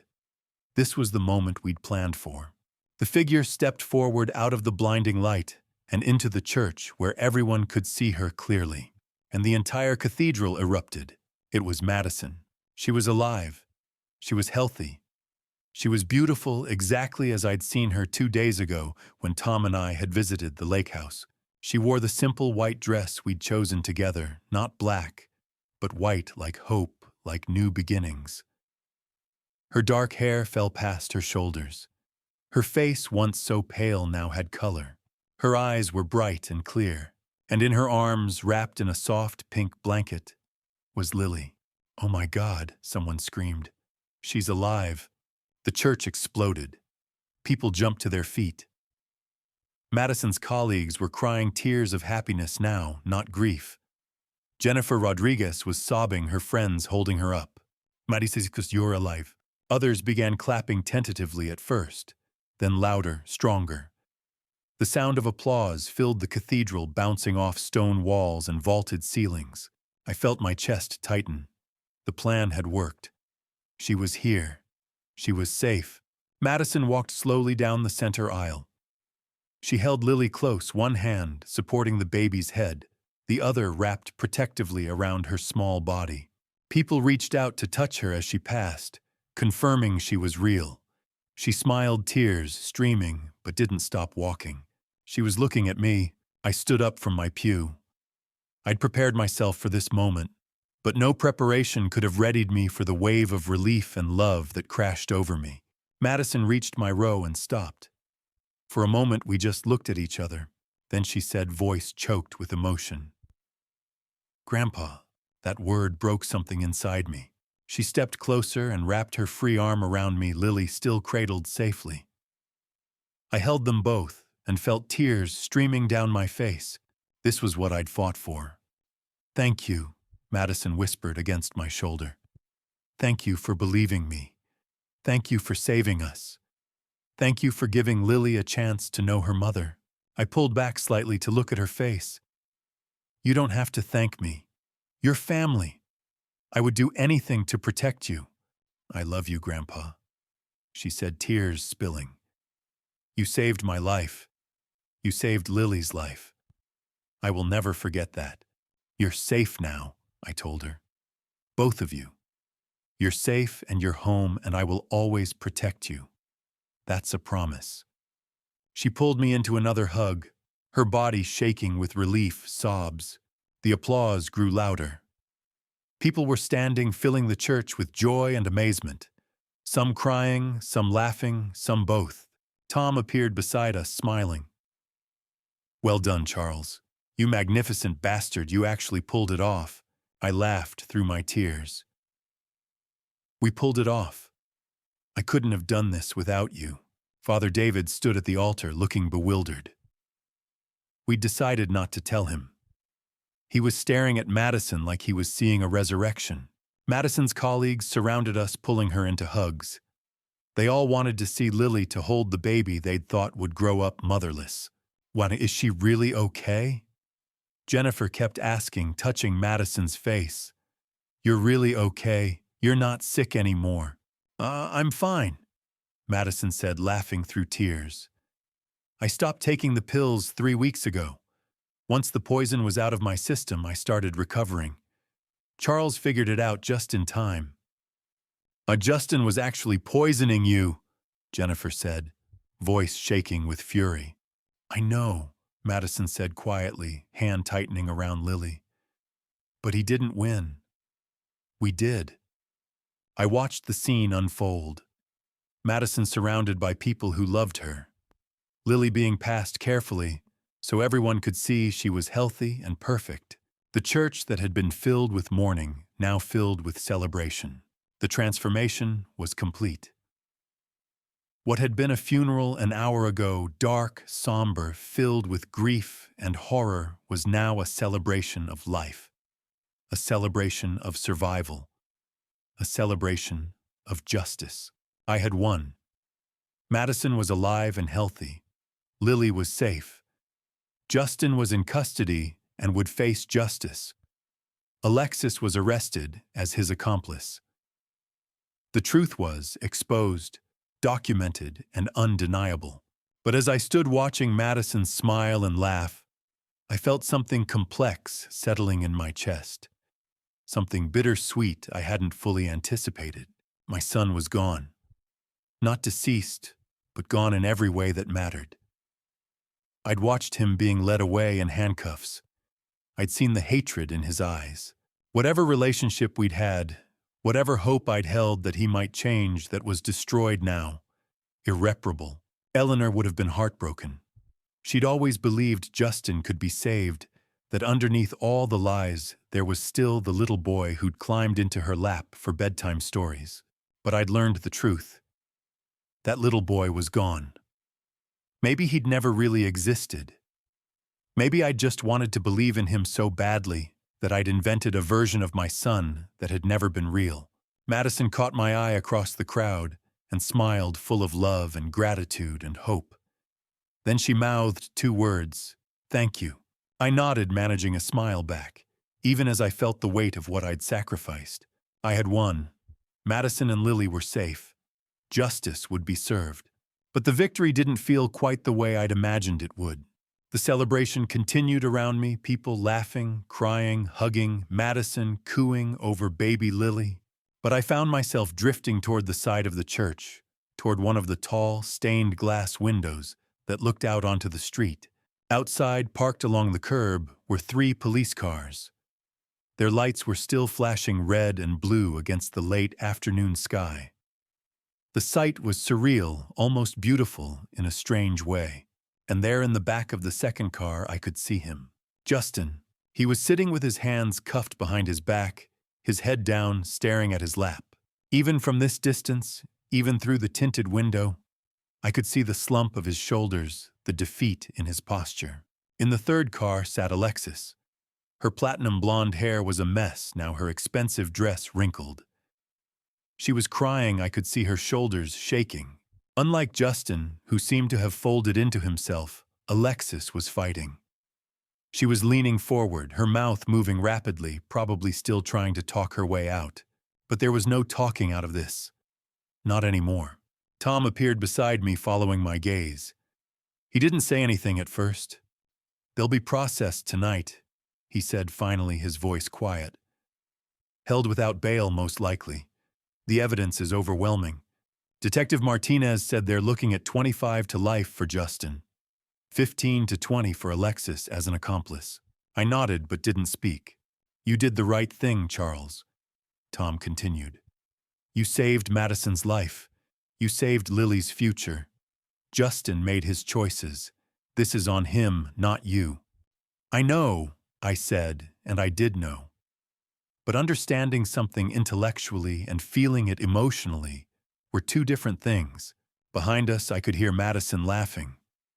The sound was light, free, unburdened. That laugh alone was worth everything I'd done. But it didn't erase the fact that the man sitting in that police car was my son. Eleanor would have hated this, I said quietly. She always believed he could be saved. Even when he was at his worst, she always said there was still good in him somewhere. "Maybe Eleanor was wrong," Tom said gently. "Maybe there was never anything to save. Or maybe some people choose to be beyond saving." I thought about all the chances I'd given Justin over the years, the money I'd lent that he never paid back, the jobs I'd helped him get that he'd quit or been fired from, the lies I'd forgiven. And I thought about how even after all of that, he'd chosen to plan his wife's demise. Not in a moment of passion, but carefully, methodically, over months. "He called me last week," I said suddenly. "After he was arrested. They let him make his one phone call and he called me." Tom looked at me surprised. "You didn't mention that." I didn't answer. I saw his name and I just couldn't. I let it go to voicemail. "Did he leave a message?" "Yes." I pulled my phone from my pocket and pressed play. I'd listened to it only once. Justin's voice came through the speaker, tight with fury. "Dad, it's me. I know you probably won't answer, but I need you to hear this. What you did exposing me like that, humiliating me, that was cruel. That was vindictive. I'm your son. You were supposed to protect me, not destroy me. Madison wasn't even that sick. The digoxin wasn't going to—" He cut himself off, realizing what he was admitting. Then his voice became pleading. "Dad, please. You have to help me. Tell them this was all a misunderstanding. Tell them Madison was already sick, that I was just trying to help her. Tell them—" The message cut off. He'd run out of time. Tom was staring at me. He still doesn't get it. Even now, he still doesn't understand what he did wrong. "No," I said quietly, ending the recording. "He doesn't, and I don't think he ever will." I looked back out the window. The officer was now opening Justin's car door, helping him out. They were getting ready to transport him to the station. Justin stood on the sidewalk, his hands still cuffed.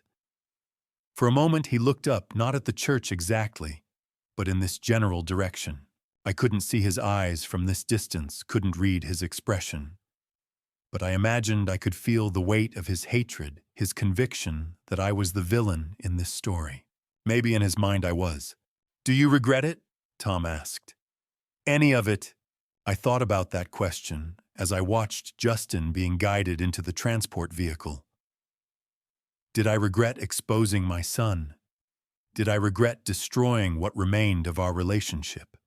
"No," I said finally. I regret that it came to this. I regret that Justin became the kind of man who could plan something so evil. I regret that Eleanor didn't live to see her grandchildren grow up safe. I regret a lot of things. I paused, watching the transport vehicle pull away from the curb. But I don't regret saving Madison and Lily. I would do it again. 1,000 times. The vehicle turned the corner and disappeared. Just like that, Justin was gone. Not deceased, but gone from my life in every way that mattered. I would probably never see him again, except maybe in a courtroom, separated by barriers and guards. Behind me, someone called my name. I turned to see Madison standing there, holding Lily, her face glowing with joy. She was surrounded by friends, by people who loved her, by a life she was going to get to live now. That was what I'd fought for. That smile, that future. But as I walked back toward her, leaving the window and the flashing lights behind, I couldn't shake the feeling that settled deep in my bones. I had won. Madison and Lily were safe. Justice would be served. But I looked at that police car driving away with my son inside, and I realized something I hadn't fully understood until this moment. This wasn't the victory I'd wanted. It wasn't the ending I'd hoped for when Justin first called me 2 months ago to say he was getting married, having a baby, wanting to come home. This was a loss. A necessary loss, maybe. The right loss, definitely. But a loss nonetheless. And no amount of justice or celebration could change that fact. A week after everything that happened at St. Andrew's Church, I found myself sitting in the living room on a quiet Tuesday afternoon. The house felt different now, not empty like it had been for the past 10 years since Eleanor died, but full of life purpose and the gentle sounds that came with having a newborn under the same roof. Madison sat across from me in Eleanor's old chair by the bay window, the one with the best cushions and the softest light. She wore a simple sweater and jeans, her hair pulled back in a ponytail. She looked healthier than she had in months. Color had returned to her face, the shadows beneath her eyes were fading, and she'd gained back some of the weight she'd lost during the months when Justin was poisoning her. Between us, in a small bassinet in the center of the room, Lily slept peacefully. She was 3 weeks old, tiny and perfect, wrapped in a soft yellow blanket Eleanor had made years ago. I'd found it in the attic and washed it carefully, wanting some part of Eleanor to be present in this new chapter of our lives. I watched Lily's chest rise and fall and felt something settle in my heart. This was what family was meant to feel like. This was what home was supposed to be. She's beautiful when she sleeps, Madison said quietly, though not quite as peaceful at 3 in the morning. I smiled. Neither were you when you first came here. I remember hearing you pacing the hallway all night. That feels like another lifetime, she said. Then her voice shifted. Charles, I need to talk to you about something. The seriousness made me sit forward. What is it? She took a breath, twisting her hands together. I've been thinking about the future, about what comes next. I don't know how to do this. I don't know how to be a single mother. I don't know how to raise Lily alone. You're not alone, I said immediately. But I am, she whispered. Justin is gone. I have no parents, no siblings, no one except... She stopped. Except me, I said. Madison, look at me. She met my eyes, fear and exhaustion plain on her face. You are not alone, I said firmly. You have me. You have this house. You have a home. You're going to raise Lily here with me as a family. But I can't just... Yes, you can, I said gently. Do you remember what I told you in the kitchen when you said you were scared? She nodded. I told you that you were my daughter now, that Lily was my granddaughter. I meant it. This house isn't temporary. It's your home. Permanently. Yours and Lily's. Her voice broke. I don't have anywhere else to go. I can't afford my own place. I can't work full-time with a newborn. I feel so helpless. I stood and knelt beside her chair, taking her hands. You are never going to worry about having somewhere to go. You will never raise Lily without support. But no buts. I've spoken to Tom. We're changing my will. You'll be my primary beneficiary. This house, my savings, everything. And one day, Lily will inherit it too. You and she are my family now. Madison began to cry. You don't have to do that. I want to, I said. After Eleanor died, this house stopped being a home, but you and Lily gave it life again. She hugged me tightly. Thank you for saving us, for giving us a place to belong, for being the father I never had. I held her, then pulled back. I'm going to help raise Lily. I'll be here for her first steps, first words, first day of school. I'll teach her to ride a bike and chase away monsters under her bed. She laughed through tears. You'll spoil her. Absolutely, I said.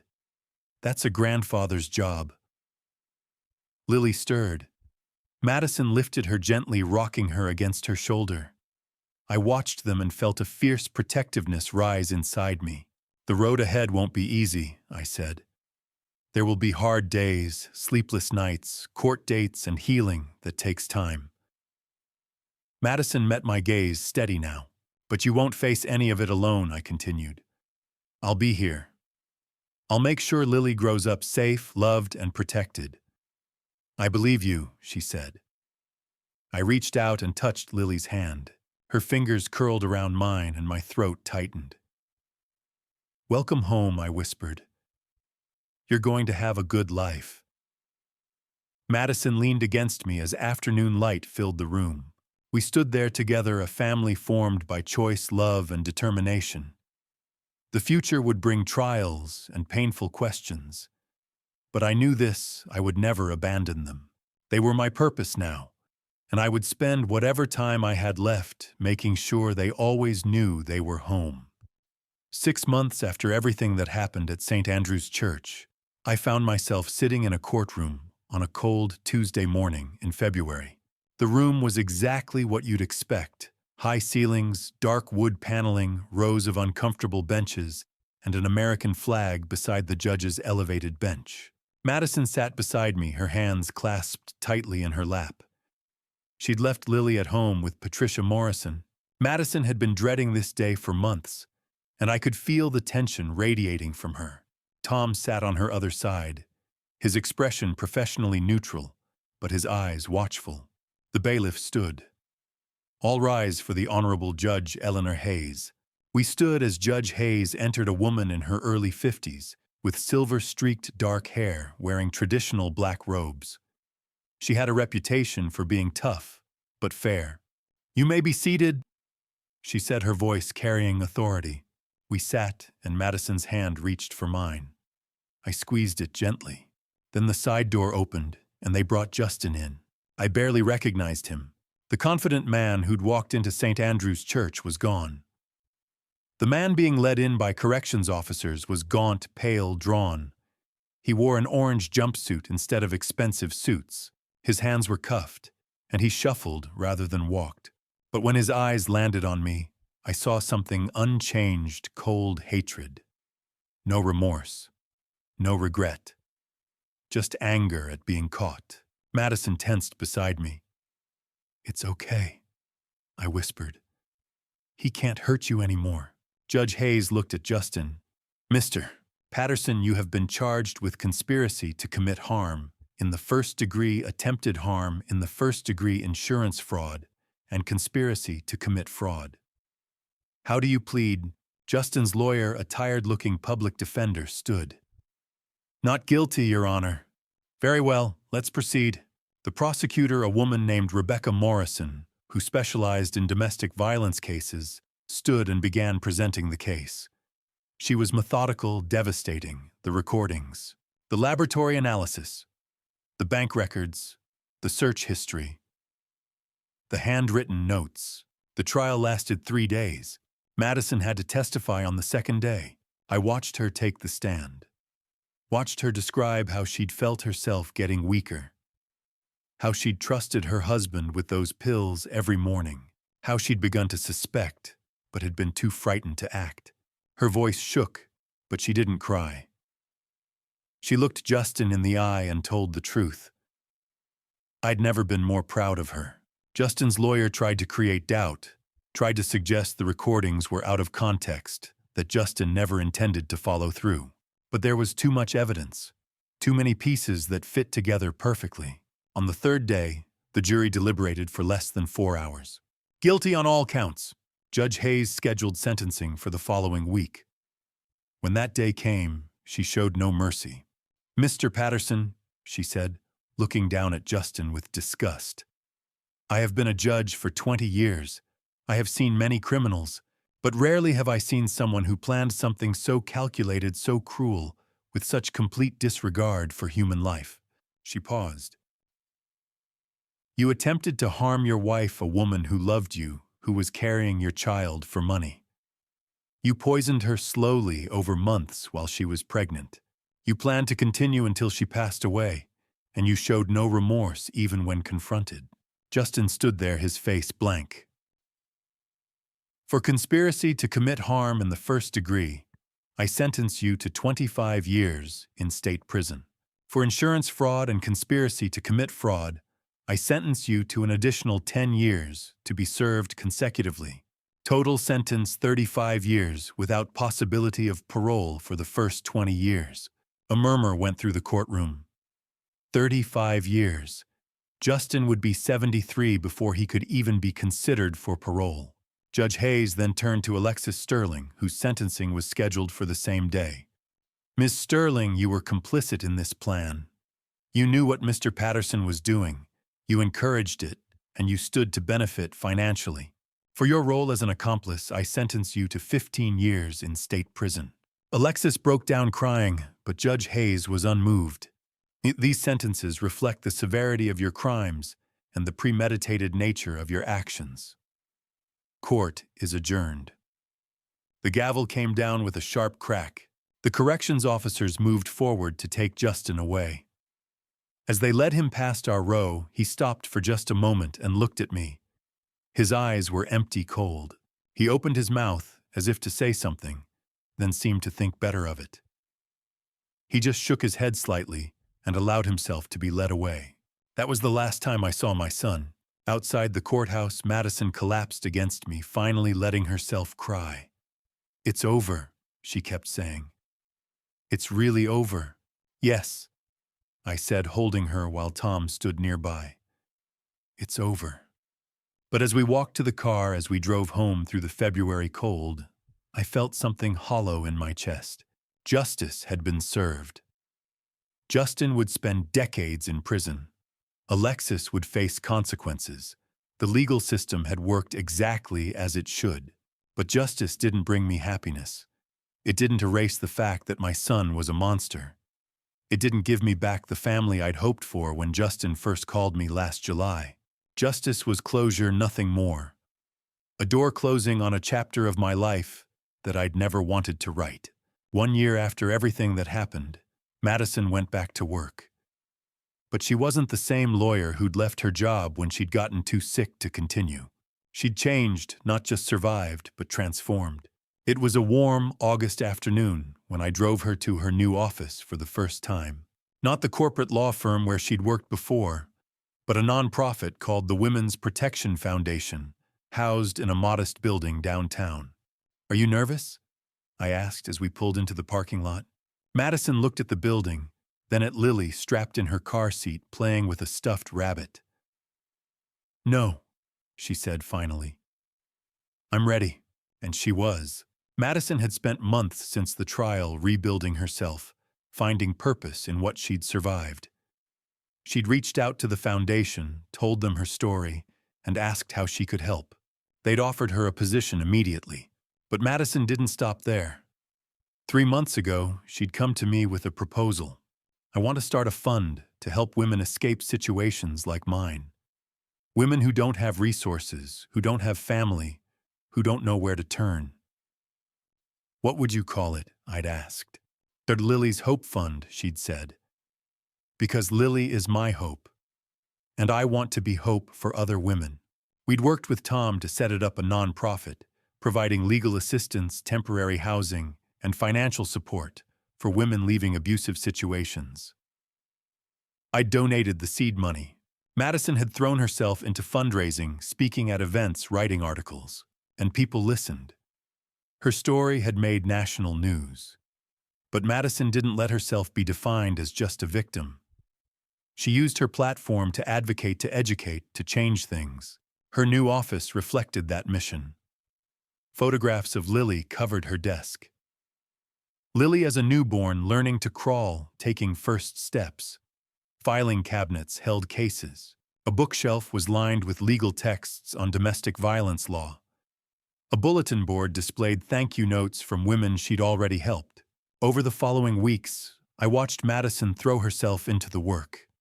She took cases other lawyers wouldn't touch: women with no money, complicated situations, abusers with expensive legal teams.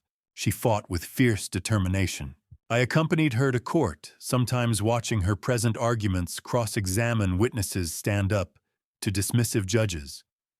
She was brilliant, sharp, prepared, passionate, and believable. When she told a judge her client's life was in danger, everyone knew she understood exactly what that meant. One afternoon, I attended a conference where Madison was speaking. The room was packed: lawyers, social workers, advocates, survivors. Madison stood at the podium in a navy suit, confident. "My name is Madison Patterson," she began, "and a year ago my husband tried to poison me to collect my life insurance." The room went silent. She told her story simply, factually. But she made everyone understand how she'd been isolated, made to doubt herself, how the system had almost failed her. "I survived because I had someone who believed me," she said, her eyes finding mine. "My father-in-law saw what was happening and refused to look away. Not every woman has that. So we need to be that person for them. We need to believe them. We need to act." The applause was thunderous. After the conference, people swarmed her: lawyers, referring cases, donors, contributing to Lily's Hope Fund, survivors thanking her. I stood back and watched, pride swelling in my chest. At home, life had settled into comfortable rhythm. Lily was 19 months old now, on the verge of turning 2. She'd started talking simple words at first, then short phrases, and now constant chatter. "Grandpa," she'd call every morning when she woke up, arms outstretched, ready to start the day. I taught her things: how to stack blocks, identify colors, be gentle with the cat that had wandered into our yard and decided to stay.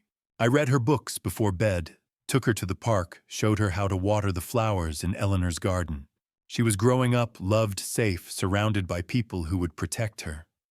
Everything I'd fought for.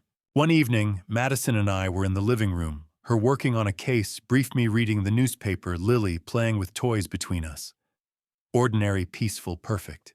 "Charles," Madison said, looking up, "I never thanked you properly." "You've thanked me 100 times. Not for saving my life. I mean for showing me that I could be more than what happened to me. For showing me I could take this terrible thing and turn it into something meaningful." I looked at her, this woman who'd been so sick, so scared, so broken a year ago. Now she was strong, purposeful, making real difference. "You did that yourself," I said. "I just gave you a safe place to heal. You gave me more than that. You gave me hope. You gave Lily a future. You gave me a reason to fight." Lily toddled over, then climbing into my lap with determination. "Grandpa," she said, patting my face. "Love you. I love you too, little one. Sixnokum." I said, my throat tight. Madison watched us, tears in her eyes, good tears. She had transformed her pain into strength. She'd turned her desperation into hope for others. She'd survived something that should have destroyed her and had come out not just intact, but powerful. That was her real legacy. Not what had been done to her, but what she'd chosen to do with it. And watching her work, watching her fight, watching her raise Lily with love and determination, I knew that Eleanor would have been proud. I was certainly proud, more proud than I could ever express. Madison had turned her tragedy into triumph. She'd become a warrior for others, a voice for the voiceless, a lifeline for women who needed someone to believe them. Now, on a warm afternoon in August, 2 years after everything changed, I sit in the garden behind my house, Eleanor's garden, though I've tended it myself for over a decade. The roses are blooming pink and white and deep red, exactly the way she liked them. 30 feet away on the grass under the old oak tree, Madison and Lily are playing. Lily is almost 3 now, a little girl with dark hair like her mother's, and a personality that grows bigger every day. She's wearing a yellow sundress, dirt on her knees from digging in the flower bed earlier. Madison sits cross-legged on a blanket laughing as Lily runs in circles, arms spread wide like an airplane. The sound of that laugh, free, unburdened, genuine, still catches me sometimes. 2 years ago, I wasn't sure Madison would ever laugh like that again. I watch them and feel something settle deep in my chest. Peace, maybe. Or the quiet satisfaction of knowing I made the right choices even when those choices cost me dearly. I think about Eleanor often these days. She's been gone for 12 years now, but some afternoons, sitting here in her garden, I can almost feel her presence. I wonder what she would think of everything that's happened.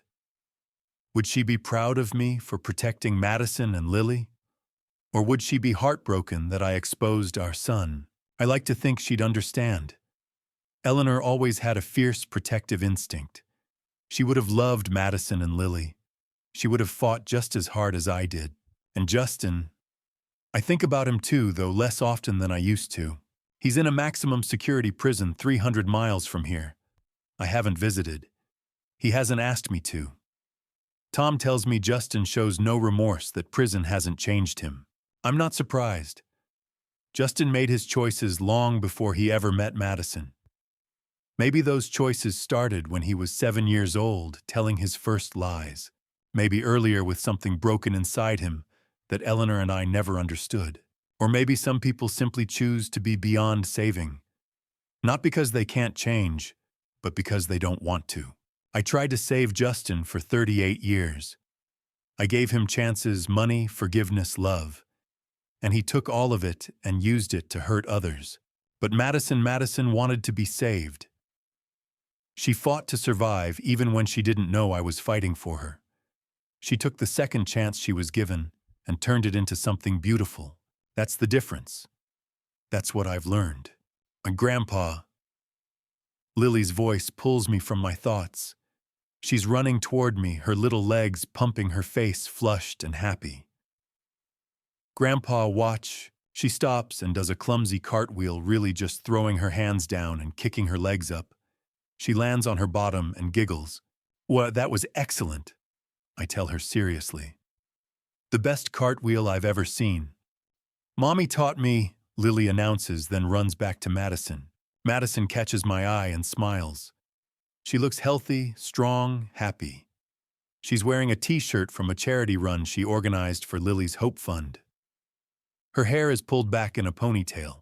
She waves at me and I wave back. This is my family now. Not the family I was born into, not the family I created with Eleanor, but the family I chose. The family I fought for. And sitting here watching them play in the golden afternoon light, I realize something. I have no regrets. I don't regret exposing Justin. I don't regret destroying whatever relationship we had left. I don't regret watching my son being led away in handcuffs. Because every choice I made, every step I took, it was all for this. For Madison's laugh. For Lily's cartwheels. For peaceful afternoons in a garden that's no longer just a memorial to the past, but a celebration of the present. If I could go back knowing everything I know now, I would make the same choices. Every single one. I think about legacy often these days. I'm 68 years old now, and I'm aware that time is finite. Eventually, I'll leave this world, and something will remain behind. For years, I thought legacy meant money, assets, property. Things I could leave behind in a will, things that could be measured and divided. But watching Madison and Lily now, I understand that I was wrong. Legacy isn't what you leave behind in a bank account. Legacy isn't the house or the investments. Legacy is love. It's the people you protect, the lives you change, the hope you give to those who've lost it. Madison's work at the Women's Protection Foundation, that's part of my legacy now. Every woman she helps, every child she saves, carries forward something I started when I chose to believe her. Lily's future, whatever she becomes, that's part of my legacy too. She'll grow up knowing she was loved, knowing she was worth fighting for, knowing that family isn't just about blood, but about choosing each other every day. That's what matters. That's what will remain long after I'm gone. Lily runs over to me again, climbing into my lap without asking permission. She's at that age where she still fits perfectly, where the world is simple and safe. "Tell me a story, Grandpa," she says, settling against my chest. "What kind of story?" "A princess story," she declares. "With a brave princess who saves everyone." I smile and begin. "Once upon a time there was a princess who was very strong and very brave." As I tell the story, making it up as I go, I hold Lily close and watch Madison gathering their picnic blanket, preparing to come inside for dinner. This is my legacy. Not money, not property, not even justice, though justice was necessary. My legacy is love. And that's the only thing that truly matters. The snow fell softly outside the windows on Christmas Eve 2025.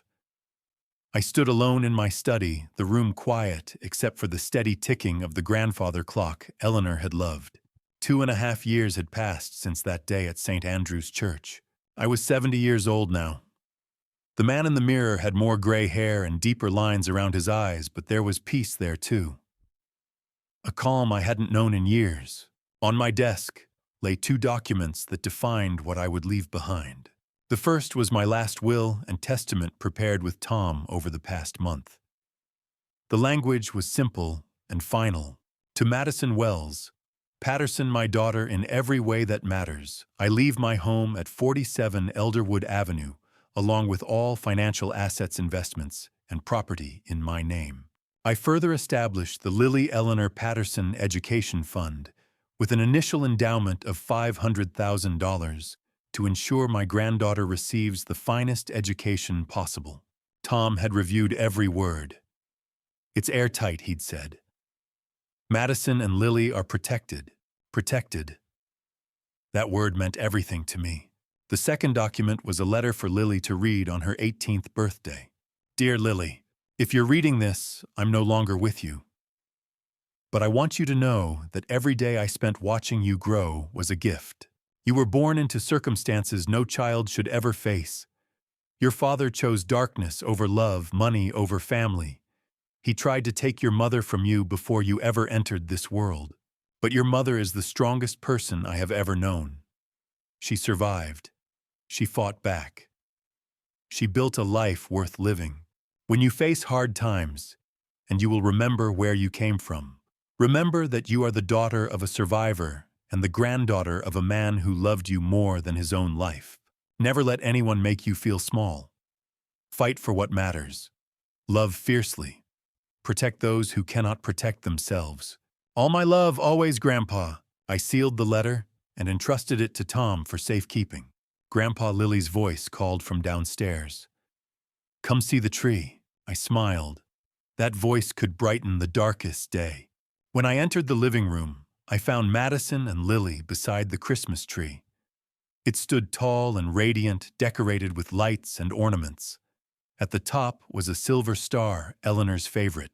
Lily wore a red velvet dress, her curls bouncing as she spun in circles. She was 3 years old now, bright and curious with Madison's intelligence and Eleanor's warmth. "Do you like it?" she asked, grabbing my hand. "It's perfect," I said, kneeling beside her. "The most beautiful tree I've ever seen." Madison stood by the fireplace watching us. She wore a simple green dress. She looked strong and confident now. The frightened woman who had once arrived at my door was gone. "Dinner's almost ready," she said. "Lily helped Grandpa set the table." "Yes," Lily cheered, pulling me toward the dining room.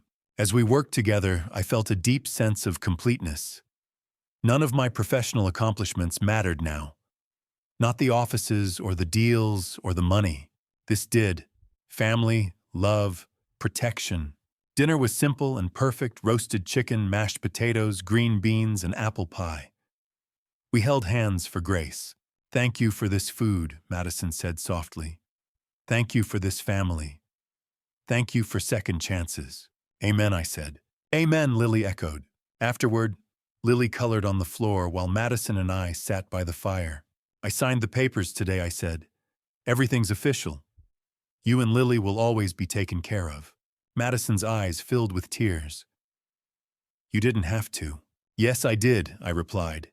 You're my daughter, by choice. By love. She rested her head on my shoulder. You saved our lives. You already repaid me, I said. Every day you live with courage. Do you regret it? She asked quietly. What you did to Justin. I thought of my son. No, I said. I regret that I couldn't save him. But I don't regret protecting you and Lily. You chose love, she said. Yes, I answered. I chose love. Later, I read Lily a story until she fell asleep. I tucked her into bed, and Madison kissed her forehead. Merry Christmas, Dad, she whispered. Those words meant everything. Merry Christmas, I replied. Downstairs, Madison showed me a photo album, moments from our life together. The last page showed Madison stepping into the light at St. Andrew's Church. Beneath it, she had written, Love is the only legacy that matters. Outside, snow fell gently. Inside, my family sat in warmth and peace. I would make every choice the same way again, because love is the only thing worth fighting for, and family is the legacy that endures. And to you listening to this family story, remember this. I am 70 years old, and I have learned that God gives us 3 great responsibilities in this life. First, God calls us to protect the innocent, those who cannot protect themselves. Second, God asks us to choose love over hatred, even when hatred feels easier. And third, God reminds us that family is not defined by blood alone, but by the choices we make to stand beside those who need us most. This dad revenge story is not one I'm proud of in the traditional sense. Yes, I exposed my son. Yes, I sent him to prison. Yes, I lost him forever. But what choice did I have? When I discovered Justin's plan to harm Madison and take Lily's mother away before she was even born, I had to act. Some might call it dad revenge, a father's fury turned against his own child. But I call it protection. I call it love. If I could speak to you directly, I would say this. Don't be like me. Don't wait until the danger is at your doorstep before you act. Don't ignore the warning signs because you want to believe the best in people. I saw Justin's pattern of lies and debts for years, but I chose hope over vigilance. That was my mistake. Learn from this family story. Trust your instincts. When something feels wrong, investigate. When someone you love is in danger, move heaven and earth to protect them. Don't let pride, fear, or family loyalty blind you to the truth. As for dad revenge, well, revenge was never my goal. Justice was. There's a difference. Revenge is about punishment. Justice is about protection and accountability. I didn't destroy Justin to hurt him. I exposed him to save Madison and Lily. God has taught me that true strength isn't about power or control. It's about sacrifice. It's about laying down what you want for what others need. Madison and Lily needed safety.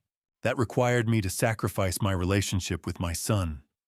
It was the hardest choice I've ever made, but God gave me the courage to make it. In my personal view, love is action. It's not just feelings or words, it's what you do when everything is on the line. I loved my son, but I loved Madison and Lily more. That's not something I'm ashamed of. It's something I would do again. So here's my final advice. Cherish your family. Protect the vulnerable. Listen to God's voice when He warns you of danger. And never ever let anyone tell you that blood is thicker than love. Because it's not. If this family story touched your heart, please leave a comment below sharing your thoughts. Have you ever had to make an impossible choice to protect someone you love? Share this story with someone who needs to hear it, and subscribe to this channel for more powerful, real-life lessons about love, sacrifice, and justice.